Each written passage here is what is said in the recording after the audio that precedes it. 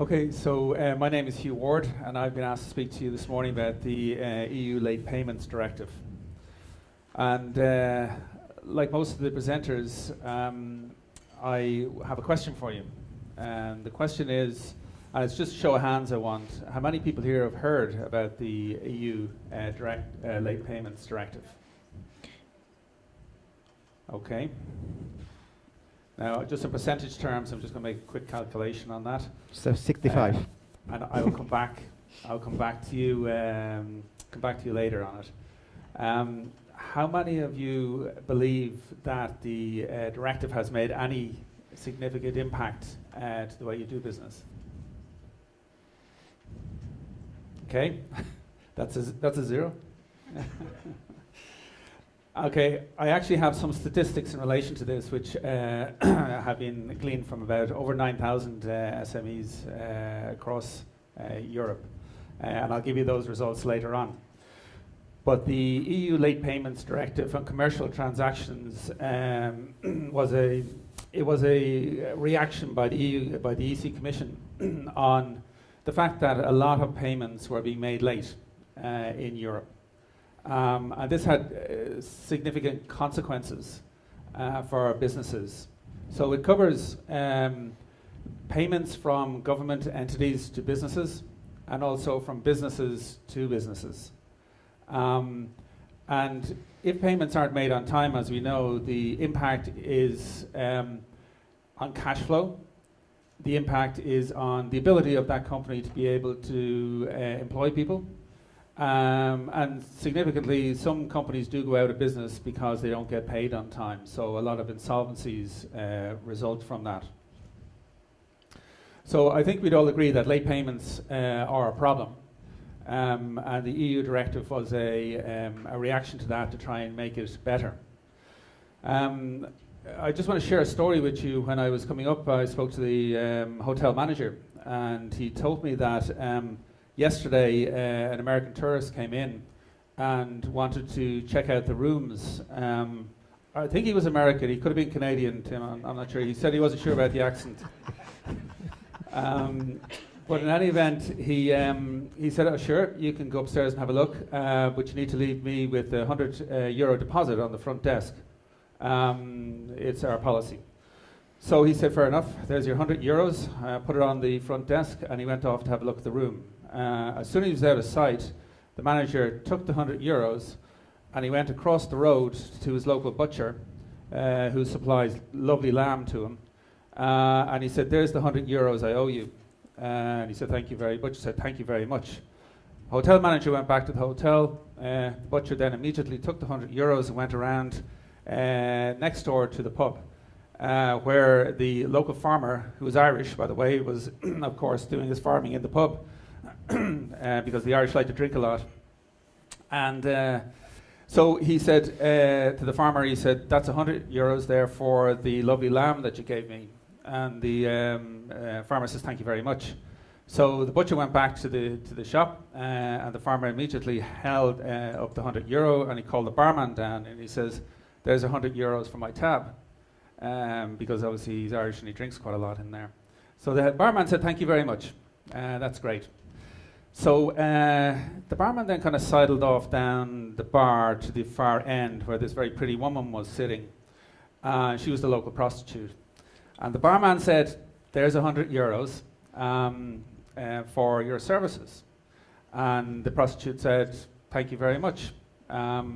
She then took the €100, she went over to the hotel, she got the manager, and she said, "There's €100 for the room that I used yesterday." Just at this point, the American tourist came down the stairs. He says, "You know what? I don't like the room." And he took his €100 and he went off. So that's my explanation about late payments, cash flow, and I think it explains a huge amount. If everybody decided to pay on time, there wouldn't be a problem. And the problem is that some companies simply don't pay on time. And unfortunately, what's been found is it's usually the larger companies that have a better negotiation position don't generally, and this is generally, tend to pay their suppliers on time, which are usually the smaller companies. So the EU directive really was brought about to try and deal with this. And it was first introduced into Ireland in 2012. Ireland is the poster boy, as you all know, of Europe. We like to do everything as quickly as possible. So we introduced it. The basic premise is that governments must pay their suppliers within 30 days, and businesses must pay their suppliers within 60 days. If that doesn't happen as of right, through this legislation, you're able to claim, without demanding it, you're able to simply claim penalty interest at 8% above the standard European bank interest rate. So it's the European bank interest rate plus 8%. Now, on top of that, you're entitled to compensation for your efforts of attempting to recover that. Now, the compensation, if you're aware of this, is very small. I think it's up to 1,000, it's 40 euros, 1,000 to 10,000, it's 75, and over 10,000, it's 100 euros. But the thing is that you can charge that on every invoice that you produce, even if it's with the same company. But in addition to that, I think more significantly, and not a lot of people know this, you can claim also your cost of recovery. So your administration costs, your debt recovery agency costs, and your legal costs, which can be significant, and once they're reasonable, that's fine. And that's really what the EU Late Payment Directive was intended to do. Now, the reason I asked you the question at the very beginning, and I know I'm kind of short on time here, but the IJ Late Payment Report, which has just been published for 2016, asked the question, those two questions I asked you, of 9,000 companies across Europe. And the response was, for the first question, have you ever heard about that, about the EC Late Payment Directive? 20% of the companies, 28% of the companies said they had heard about it. So over 70% hadn't heard about it. And then the next question was, do you think that it had any impact on your business? And only 20% said yes, it had an impact. So 80% said it had no impact whatsoever. So there is a job to be done in relation to the EC Late Payment Directive, and that's a communication. It is out there, it should be used. And on foot of that, just to finish up, the Irish government also introduced a prompt payment code. And my firm, we've been involved in this for 20 years, was asked by the government to help them construct that. And we did that together with all our main industry players. And that has been introduced. And it basically, all government departments now must pay within 15 days. And all businesses who sign up must pay within terms. And then there's a whole mediation process beside that if that doesn't happen. So that's really just the very, very brief overview of what the EC Late Payment Directive is. So I'm quite happy to take any questions or open it up to discussion at this point. Thank you.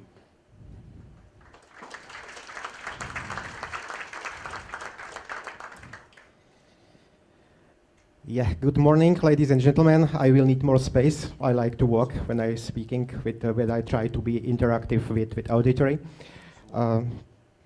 Before colleagues find my presentation, I will introduce myself a little bit, my company. I am representing company Bureau van Dijk Electronic Publishing. We are originally Belgian company, and I am a general director of the Bureau van Dijk, responsible for Eastern European region, for the 20 countries, especially from the Central and Eastern Europe. We are based in Bratislava. And what Bureau van Dijk do? Bureau van Dijk is responsible, or Bureau van Dijk provides business information worldwide. Not only business information, but also the complete solution, customized solution for different needs, for needs of credit risk, compliance risk, bank risks, and M&A risk and other stuff. So this is area where we are working for, and my role today is maybe to speak briefly about the political risk, political influence on our job, everyday job, on your everyday job. And also, yeah, thank you very much for refreshment. Not only Coca-Cola guys likes Coca-Cola, but also after tough evening, also I can use it as the refreshment. Yeah, thank you very much.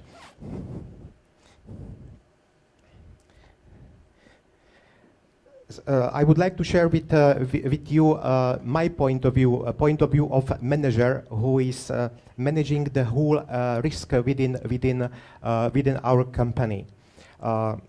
You know, we operating on the big market and on a risky market, because if you have the business just with one country, it's easy for you to create a simplify a risk model based on the situation, current situation in the country. Then different is when you have to analyze 15, 20 countries from different eras.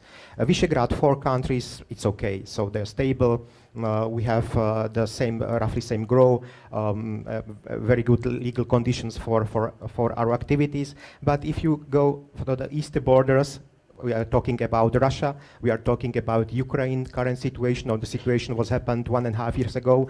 You have to understand the risks. And what is the risk, for example, of the sanctions which are against Russia, against part of Ukraine, to your business activities. And my role as the general manager is to supervise all the process, also invoices and also payments, and to give the best available decision if we will cooperate with this partner, and if the risk it's enough low that we will start to cooperate, and we will have no risk with overdue payments and which is connecting to the credit risks. You see from my presentation that there are several regular factors which we are dealing with. As the country's factor, the corruption, it's known it's still in the few countries, even in Slovakia, in the Czech Republic, corruption, it's a huge topic for us, and we have to check everyday news and check the other information like PEPs, like sanction, like the other flow information to really put the complete picture for any case we have. From the rest, I would point maybe for anti-money laundering and compliance risks, which is connecting to the sanctions, because when I prepare the model, before I start to make the credit risk analysis, I have to check the company from the compliance risk.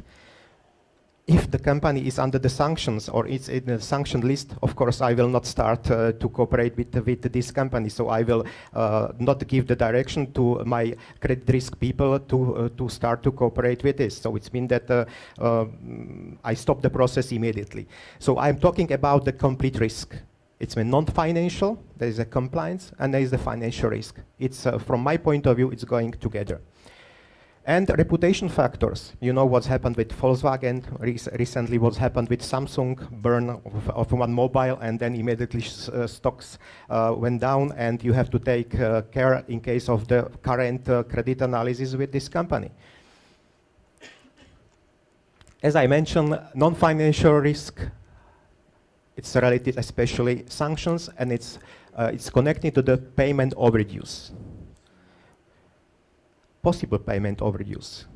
What's happened with Russia? We have the business with 20 countries, and from Russia it's a very significant share we have in Russia. Immediately after the sanctions has been announced, the business was temporarily freezed. It means that we had the invoices which were in the regular 30, 60 days due, and the people was waiting what happened. Yeah, so it means that the question is also to you, sanctions has significant impact on the payments overdues? I will answer yes, but maybe not because of sanctions, but in case of the Russia and Ukraine because of exchange rate. You know, devaluation of exchange rates was 40% in 2-3 days. also in Ukraine. That's why that invoices which were launched in euro or US immediately for the customers were on 40% more in their local currency than before when we set up the contract. So there was the secondary risk which create for us immediately ask for a reaction and to adjust maybe risk models for our customers there. For non-financial risk, it's very important to know that we are checking a whole group based on the shareholders' information. Why? Because if we are dealing with maybe smaller company, which is somewhere here with this shareholder tree, and we have limited information about this company. Small companies partially send you financial information, or you have the all financial information. You cannot evaluate the risk properly, and if you do the risk here, probably you are in the red color or in the yellow color if you have the system set up. But probably somewhere in the chain, which on the shareholder or of shareholder of the shareholder, you find that it's a reliable partner. Yeah, this mother is a reliable partner. That's why if I check the payment behavior of the mother and the financial conditions of the mother, and it's okay for me, then also for this smaller company, I will give green lights. So it's a very important to create a risk for the corporate group. These are the standard conditions and standard steps what we are looking for when we analyzing the whole when we are managing the whole process. That it's standardly, and as you already said, that is connecting to this also the FATCA. It means that all the banks has to verify all US or citizens and company if they are in the relation with your company, and yeah, that's and the next slide is connecting maybe to the standard definition that about the invoice due. Longer due, you have the higher risk. For this, I have a very nice article I found accidentally when I check some post, and it was conference here in Krakow 2 weeks ago. And representative of one, I'm good in time? Still I can speak, yeah.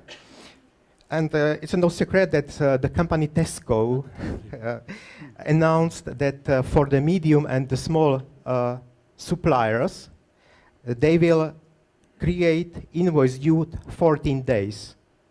It means that it's a signal also for those the small and medium suppliers to get money from their services and goods provided to Tesco in a very short period of time. So it means that also if we keep the definition and the rule of definition, longer due, higher risk, it means that shorter due, lower risk in case of the payment due. Yeah, so it's a good signal for the rest of the big companies to provide more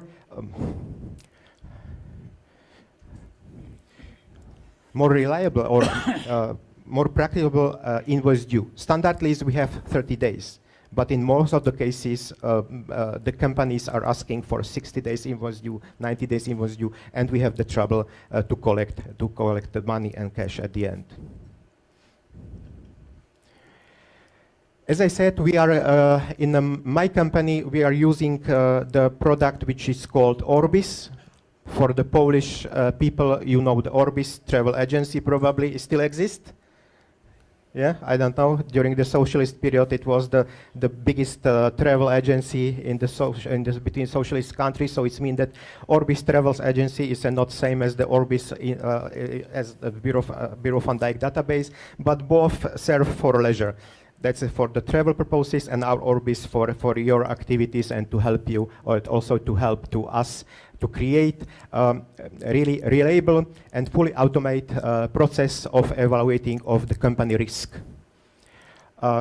Firstly, that is after we check the compliance risk and we got the green lights that we can go to the credit risk, we check the full company statements. We have some models which are prepared based on our deep analysis using the standard financial criteria from the annual reports, and then we evaluate risk based also on the rating agencies, which are our information providers. And you see these are the 6 independent rating agency, or the agencies, credit risk agencies. The rating agencies only the more, it's an Italian one. Then when we create the weighted average of the risk for each company, we have available in the database. And you see here that all of them gave the very low risk. It means that immediately when I see and I will get the papers from my staff, then I put the green lines and we can go ahead with this company. If I see that somewhere it's a red color, then I evaluate risk again and give it to my staff to analyze it once again.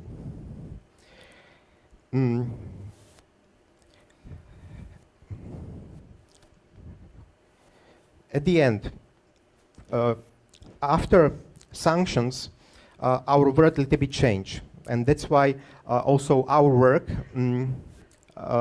of managers and maybe people from the credit risks has to change a little bit and move to the period when we have to really evaluate the complete risk for the company.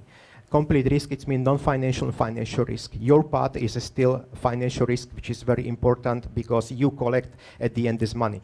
But if you prepare a very good model, if you prepare a very good risk model and you diminish risk to the minimum, then cash collector has less work, and it's our job to create less work for the cash collector. Yeah.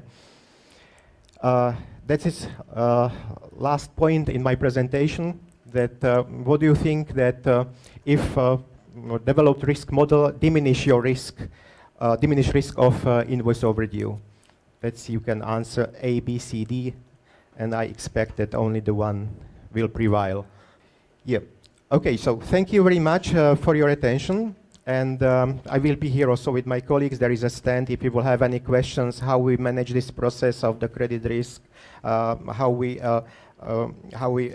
really increase the speed of this process, which save your time and save your time to make proper analysis, and save your time because you are not looking for the data somewhere and you have everything in-house.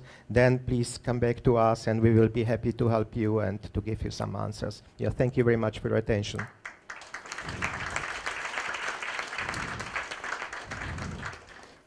Good morning, ladies and gentlemen. My name is Pat Connelly.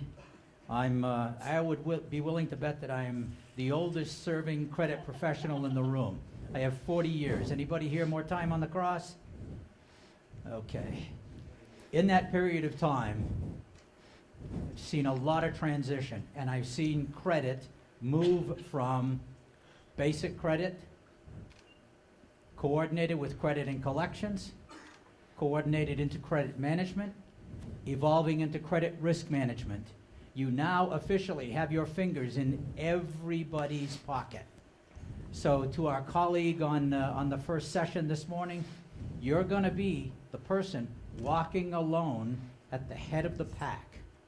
Understand, in military terms, that makes you prime target. So to the extent that you can develop yourself and train up to be prepared to respond to challenges, you're going to drive your companies to extraordinary growth. And you will get, in some cases, assistance, and in some cases, dissonance. Basel II serves two purposes. It can be very, very supportive. Who here has actually taken the time to Google up Basel Accords, Basel II, or Basel III? Okay, typical. You don't care unless it directly impacts you. The fact that you have not perceived it as a direct impact is troubling. You need to be guiding your companies towards recognition that what you do and what you recommend ties directly to the performance of the company, the achievement of its quarterly goals, the development of its stock price, that which keeps it alive, is in the palm of your hand. Basel II is intended to stabilize financial markets in the second degree. The first degree was the Basel Accord, released in the mid-90s for dialogue, scared the crap out of the banks, so it was delayed until almost the new millennium before anything happened. Then, EU Directive 29.6.2000 hit the marketplace with a series of requirements. It was no longer voluntary. It was no longer for discussion and test. These were directives intended to create a stable global financial market. Imagine the guy with the seat responsible for that job. Probably worse than even the credit manager. So I'm tying to notes because I tend to move outside the scope, and we'll be here until 4 o'clock, and Mark would be very disappointed. What did Basel II introduce? Well, first of all, it was a new world for banks. You recognize in the past banks have fairly much controlled their disbursements on the basis of the customer. So the Baron de Rothschild had his title on a group of products that the bank was selling. At the bottom was a number. They controlled that customer on the basis of that number. Along comes Basel II and says, you need to understand not only the element of risk in total, but the element of risk associated at the product level. So 600 years of financial information for the Baron was flipped horizontally, and each one of the products were identified individually, each with its own classification for risk quality. How good is that client? How does he perform in that area? How's the market? How's the economy? How's the banking infrastructure for every one of the products the banks sell? So the banks roll forward very nicely and introduce analysis. And the Committee on Banking Supervision, who is responsible for rolling out this program, comes back and says, you know what? You've been using your own analysis techniques for years, and we have a totally destabilized financial environment. We're going to require that you go into the marketplace and find a model that can empirically correlate to your bank internal model. Until then, you use the external model. And for 4 years, banks went crazy. Insurance companies made a fortune because the modeling that they were using is very much horizontal and defines risk at a very low level. And then for not only individual company level, but sector, industry, market. So they provided the banks with these models for what I would expect is a very attractive fee. And in that way, they began to assess the actual risk that the bank was experiencing for 2 reasons. Banks need cash flow in order to loan money, which is their prime reason for being. If they're not turning their cash in return from loans that they've given out, then they don't have money to loan, again, destabilizes the market. Remember the lines at the banks that the depositors would stand for hours trying to get a piece of the deposits that they'd made? That totally refocuses away from growth and trade to concern for the stability of the ability to live. Basel II was put into place in order to begin the process of stabilizing the financial structure locally, nationally, and it implemented regulations that made countries, the central bank of countries, responsible for the performance of the banks under their guidance. And now we're in a situation where the models are in place.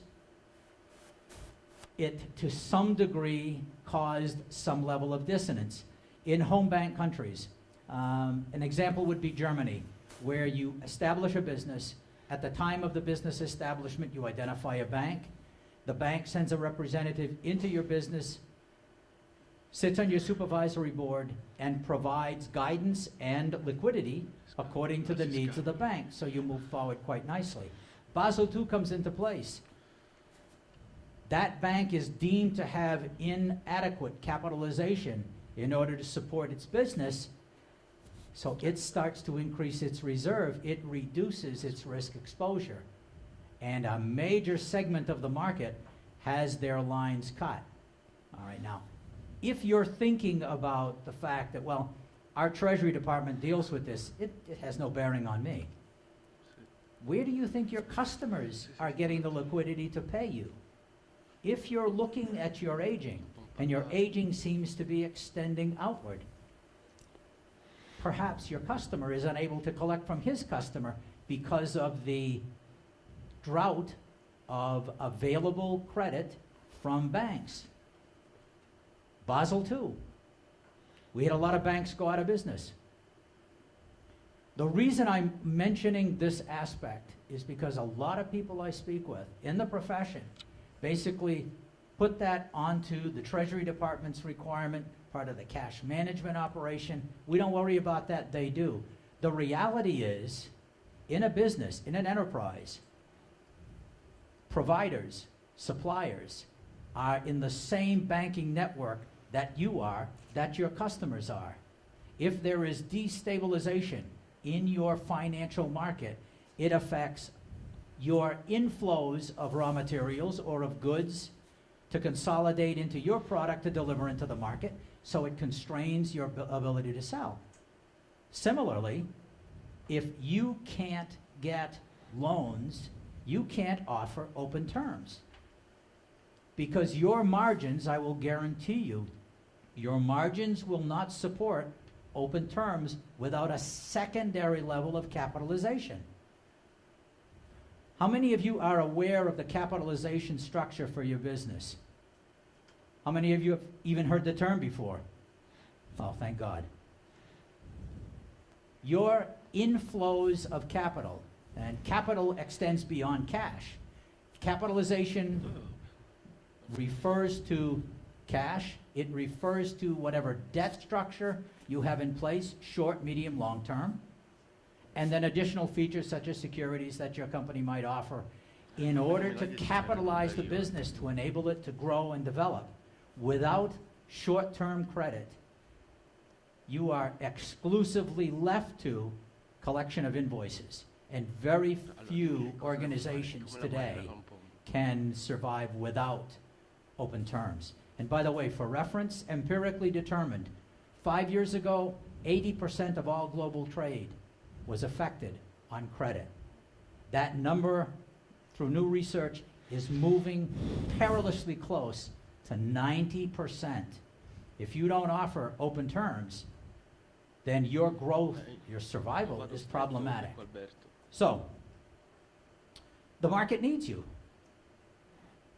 In an environment where there is some destabilization, where some banks are operating under proper guidance, are creating the right kind of metrics, are performing well as a business, you probably don't have any problems with your lines of credit or your access to loans.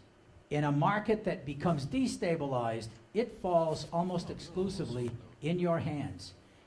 The requirement is for you to maintain your conversion of invoices as close as possible to your terms of sale. So if your terms are net 30, I know it's a pipe dream in a lot of places, but say your terms are net 45. If you collect by net 50, you are making a substantial contribution to your company's ability to survive, because that aspect is the overwhelming contributor to the capitalization plan, conversion of invoices. So in the end, this all falls back on your shoulders. If you don't review what's happening with your banks, then you stand a risk. And as credit risk managers, you need to be aware of whether there is risk in that quarter for you and your business and your customer base. And your company needs you to look at that because it affects your suppliers. So if you're sitting with the president of the company, or you're sitting at a board meeting, or you're sitting at a leadership meeting, and they start talking about the things that most impact our quarterly strategy for selling, they're relying on you to understand what risks they may not be conversant with that you can bring to the table. And this is one that I would recommend. If there is problem in the banking system, not only do you experience a capitalization shortfall, but your cost of funds increase.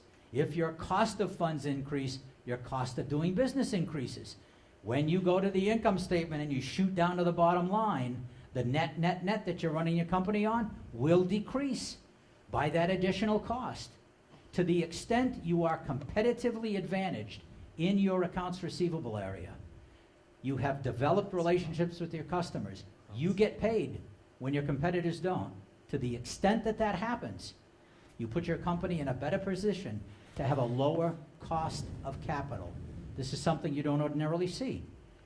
But if a bank will lend to you when they won't lend to this client, that competitive advantage means you're going to sell more than your competitor sells. It's an advantage that's not apparent unless you make it apparent. And in order to do that, you've got to understand what's happening with your bank. In conclusion, I want to give you an action item that you can mull over and consider. The next time your Treasury Department, your CFO, has a meeting with your bank, your lead bank, they will spend 30, 45 minutes reviewing your company's performance as it relates to their ability to get X amount of line at X rate from a particular bank. The last 20 minutes or 30 minutes of that meeting should be the bank's information to you relative to their compliance position under Basel II. You need to understand how appropriate this bank is as a source of reliance for short-term and longer-term debt, medium-term debt, and just for the basic support that they would give to your suppliers as well as to your customers. It is a chain that is inseparable. And to the extent that you understand that process, you have competitive advantage in your business as opposed to your competitors. This is something you can bring to the table. Don't understand the terminology? Google it. Talk to your banker, although I suspect that after the first meeting your CFO has that requires the bank to provide you with an assessment of their compliance with Basel II, there'll be a shortening of the relationship for a period of time as they get used to the fact that they're going to have to share information with the clients. This is very unusual for the finance community. Basel III, which is coming online shortly, it's been in play now for about 2 years, is the ultimate aspen peg to Dracula's heart for banks. It requires a word which is seldom, if ever, stated in bank financial communities: transparency. You have to tell the world how the bank is performing relative to standards that have been established by the Bank of International Settlement. You may not understand it today, but you're being pushed into a world that you can control. This is from a marketing standpoint, this is not a pull. Credit people don't go out looking for additional work, for additional exposure, to be the point man, which is the target in most cases. But in order for your companies to grow competitively, you're going to have to be that person. You won't have days where you just don't have anything to do. You will have days where you've got your job to do, and then you've got some research to do on your own to stay ahead of the risks that you see. You'll see it in the customers. You'll read about it in the papers about the market, which, by the way, you should be doing on a daily basis. You should scan your Financial Times or whatever financial newspaper you have available to you each and every day and look for things that affect you. Destabilization in the banking community hits your pocket today. If you anticipate it, you identify the risk, and you give your management a strategy for weathering it and maybe even taking advantage of it, you'll never have to worry about a corporate career again, because they'll want you with your insights into every one of the corporate meetings. So you're not gonna have a copy of Basel II on your desk. but you very well better understand the ramifications of what's happening in the marketplace. And if you're not involved in that process, set a meeting with your treasurer, sit down and ask that person to help you understand. Because you've got clients, they've got suppliers, you've got competitors that are all looking to better you in the marketplace. And if you give your company direction in a way that helps you sustain or even introduce competitive advantage, I guarantee it will change your relationship with sales. Don't forget to Google it up. I'll be looking for Google to see.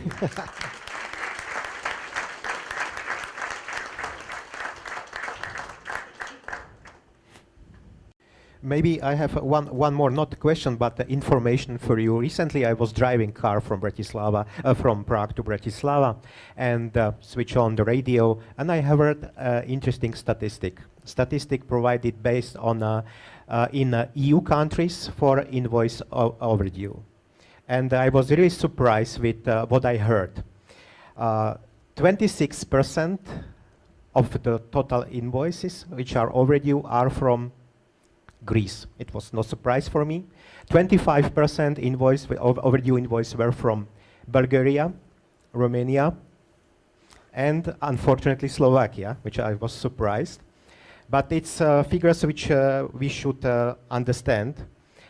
And then the best performance was in the 3 Western countries, like Germany and 2 from Scandinavia, and it was 15% of the invoices overdue. You can imagine how big amount, how many billions of euro stay overdue. I want to point it how important it's your work to protect your business and to protect your company and to follow really cash flow which should come to your business. Because if each 4th or each 5th invoice is overdue, then you lose a lot of money which can be used for investment, for development and other stuff. That's why I have to appreciate especially work of the credit risk specialists who really care about the proper business also in our region. Good luck for you for the future. Thank you. I have a question just in relation to the risk involved with what's going on politically in the B4 at the moment. How important is that to be aware of that as that's changing, particularly through changes in governments and so forth? I give you the good example of it we had in the Czech Republic, where the 5 years or 6 years ago they had in the government 10 months or 11 months, and the economic works smoothly. So it means that sometimes the political influence it's not as big as in the stable economies as it is expected, because the economic, if the country has a very strong economy, doesn't matter probably who is leading from the political point of view this country, because economic has the own pace. Yeah, so it means that it works permanently. If it's permanently good, like in the Czech Republic, then some temporary turmoils in politics has no influence. And has the refugee crisis impacted upon that? Psychologically, yes, but real impact is we do not feel the refugees. Maybe we will feel it later on, because European Commission said that they will not send us next transaction, next money for the programs which were already approved, because they give. For Slovakia, for Czech Republic, and for Poland and Hungary, because we have the other point of view for the refugees problem, and that's why this money which should come to us from the EU funds should go to the other countries where the refugees policy is treated well. So it means or treated better. Italy, Greece on the borders now, few tranches, several hundreds million to Bulgaria.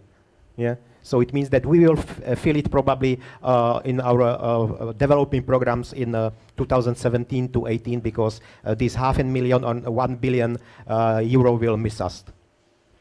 Yeah. Sorry, I've got a question here regarding Basel 2 and Basel 3. actually.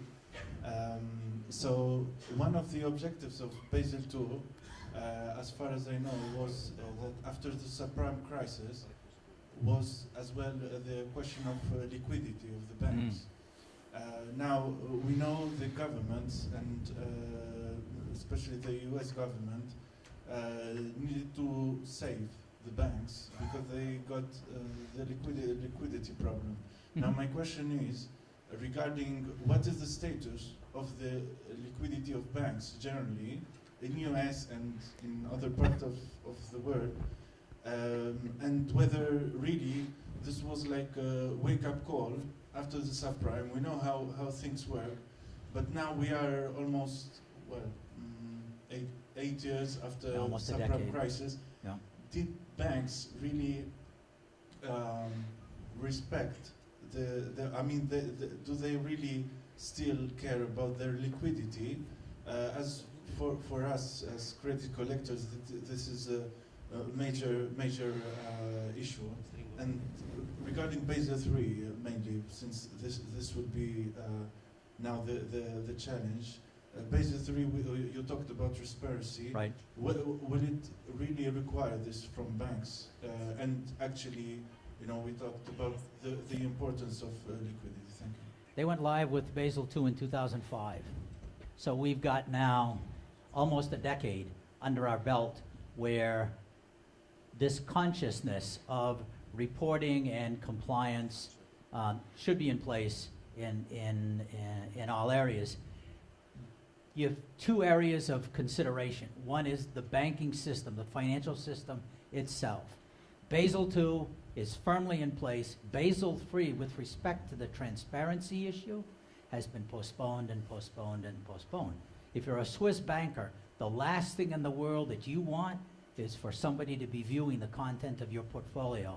But it's absolutely required in order to understand at the BIS level. The Bank of International Settlements in Bâle settles all interbank debt on a daily basis. In that one little building, there are people who settle it up so that they know what's happening around the world. That's why financial crises get addressed, is because they can see the pathway. They have some warning it happens. This is on the financial side. And yes, banks in operation today are to a greater or lesser degree complying with the requirements. So we're beginning to see where there is a liquidity crisis. And BIS has the ability through its units to affect central banks to get capital into that network to reduce the effect of lower liquidity than is necessary to market. So they're trying to stabilize the markets so that your enterprises continue to do business with a mind towards growth as opposed to contract. What happens when liquidity is short? Businesses contract, they don't buy equipment, they don't expand, they don't spend money. Direct corollary. When that happens, what happens to the economy? Kaput. And Basel II has at its basic intent to prevent that from happening going forward. Now, you talked about the US. It's an interesting case because as this was all evolving, we had Enron occur. Remember that bugger? But we had help on that one. We had public accounting company Arthur Andersen colluding with the executives at Enron to defraud. Now, all of you analyze, somebody stop me when I get into classroom mode, because these things are all case studies that I use to teach. But one of the things that you need to understand, every time you review financials, you are viewing numbers that have been discretely or indiscreetly modified at the source. And by the way, by the time you get it, it's probably a historical record. You know, the cash number you see was gone 25 minutes after they published the bloody numbers.